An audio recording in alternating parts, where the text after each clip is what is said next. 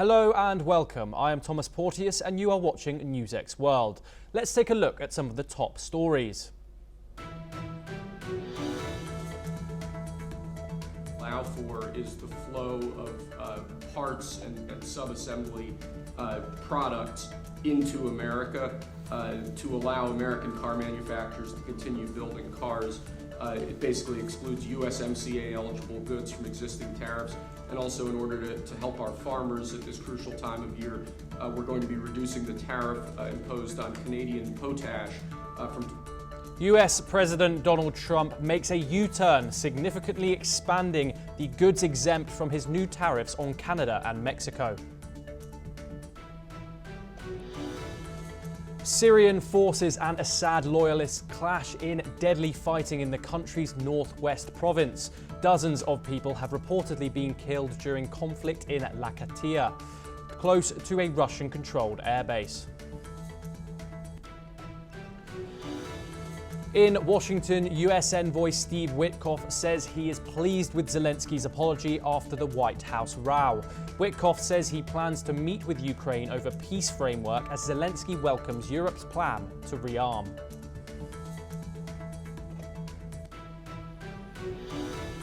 South Korean court orders the release of impeached President Yoon Suk-yeol from detention. Yoon was arrested in January after his martial law decree in December.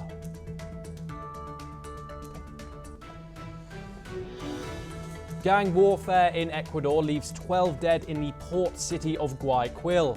Officials state that violence occurred between two rival drug trafficking gangs that have long been present in the city. SpaceX's latest launch of its Starship mega rocket ends in a mid-air explosion. The incident leads to the closure of Florida airports moments after a successful booster recovery.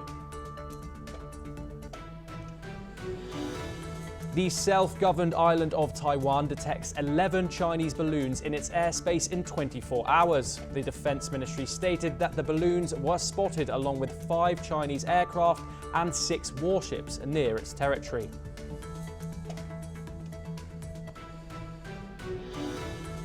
Tropical cyclone Alfred lashes parts of eastern Australia. Early winds and rain leads to the closure of schools and public transport along the Queensland coast.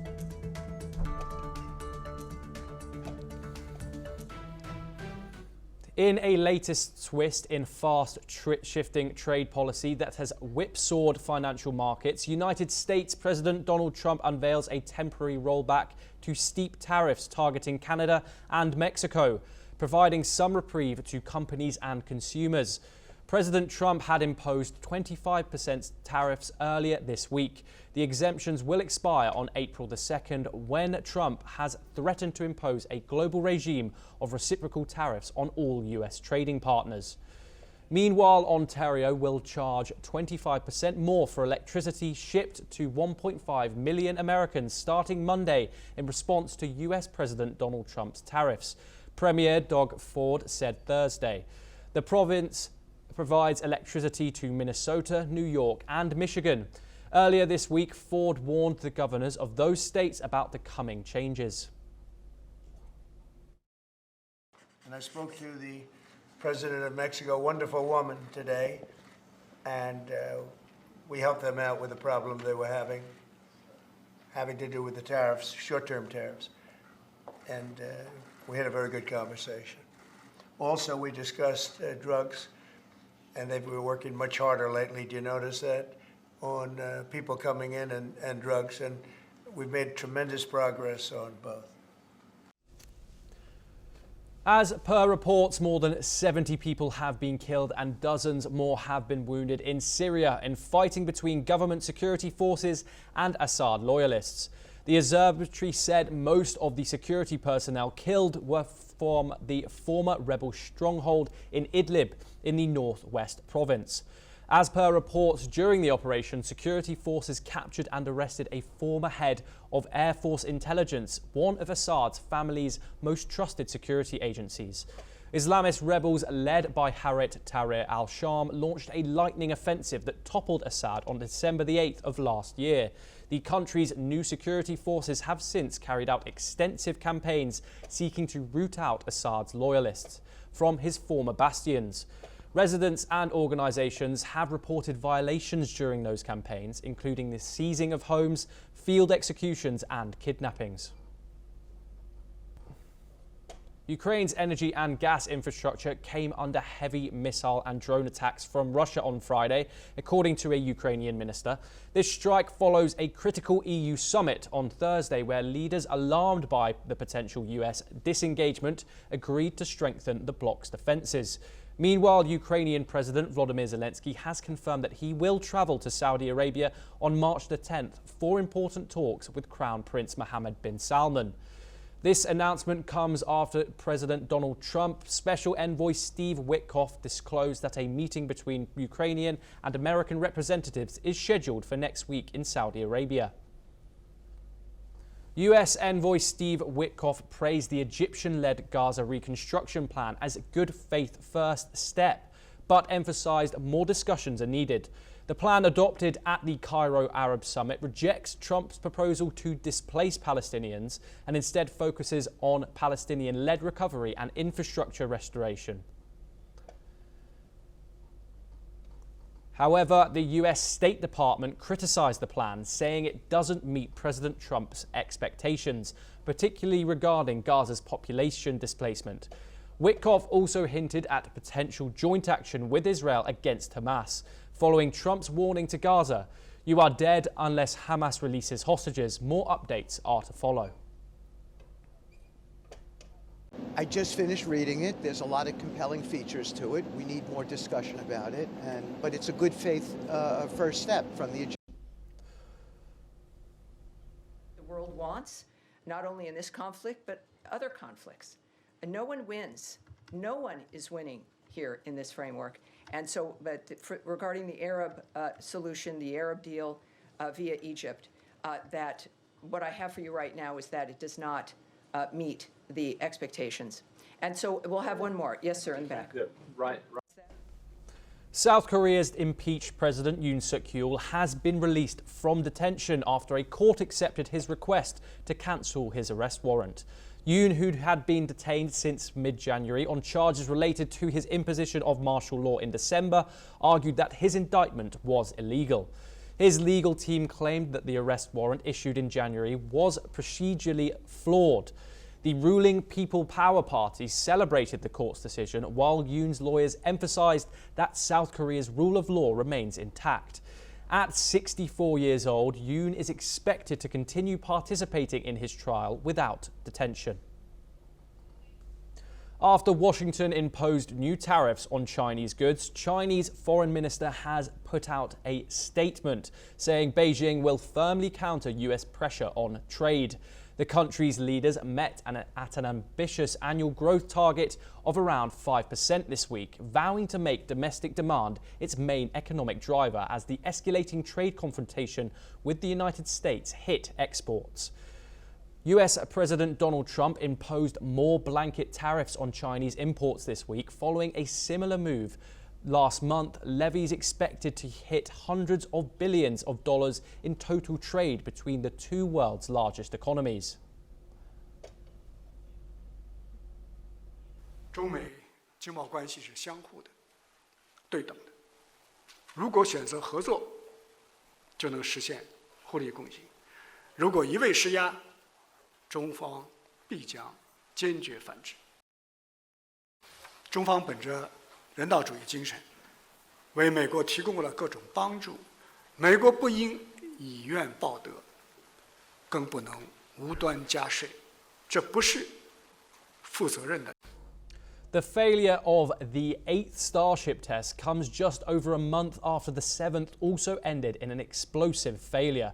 The back-to-back mishaps occurred in early mission phases that SpaceX easily surpassed previously.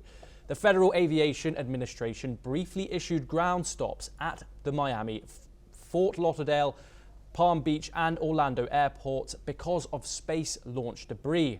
It has said it had opened a mishap investigation into the incident. Following the incident, SpaceX accepted the failure, stating on X, Starship suffered a rapid, unscheduled disassembly and contact was lost. Our team is reviewing and evaluating the data to understand the root cause. The failure of the 8th Starship test comes just over a month after the 7th also ended in an explosive failure.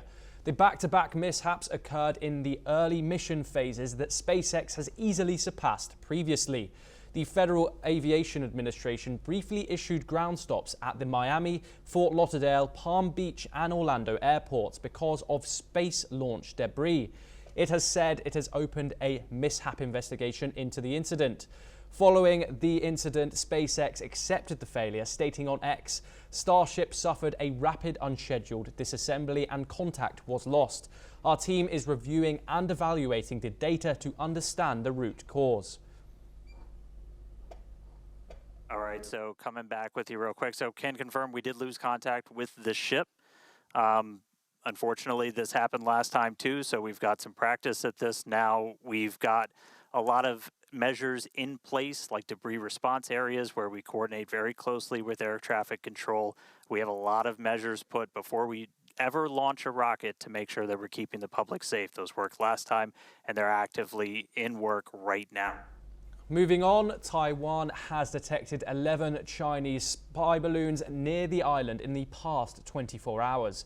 Beijing has increased the deployment of fighter jets and naval vessels around Taiwan in recent years to press its claims of sovereignty, which Taipei rejects. The surge in balloons comes after Taiwan recorded 45 Chinese aircraft near the island in a day last week, which was the highest number this year. China insists democratic Taiwan is part of its territory and has threatened to use force to bring the island under its control. In the same week, Taipei also condemned China for holding live fire drills off the island's south. Beijing hit back, accusing Taiwan of pure hype over what it called routine training. Violent winds have toppled power lines as a tropical cyclone crept towards Australia's eastern coast, sparking evacuation orders and leaving more than 50,000 homes without electricity. Tropical cyclone Alfred was 165 kilometres east of Brisbane City this morning. For some 4 million people were in the firing line along a 400-kilometre stretch of coastline straddling the border of Queensland State and New South Wales. It is a region rarely troubled by typhoons. It has been more than 50 years since a tropical cyclone made landfall in that part of Queensland. Many residents have spent the past 3 days fortifying their homes with sandbags, tying down loose furniture and stocking up on food and water. Meanwhile, Prime Minister Anthony Albanese said the region should hope for the best but prepare for the worst.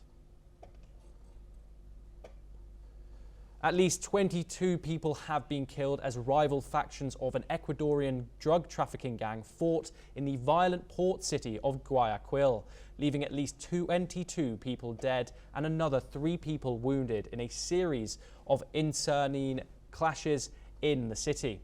In recent years, Ecuador has plunged into violence amid the rapid spread of transnational cartels that use its ports like Guayaquil to ship cocaine to the United States and Europe. And that's all we have time for. We will continue to bring you more news updates from across the world.